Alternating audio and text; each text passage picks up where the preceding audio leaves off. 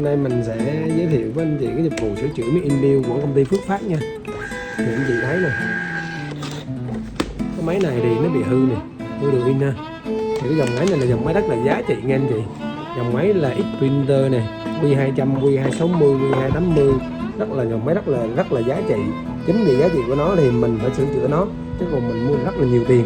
Nó không giống như những máy đơn giản này là cụm đồ in mình thay cho họ này, thay cho khách này, nó gồm tất cả cụm này. Thì mình sẽ gửi cho anh chị xem á, là cái video nó thay thế, sau khi thay thế và nó in ra như thế nào nha.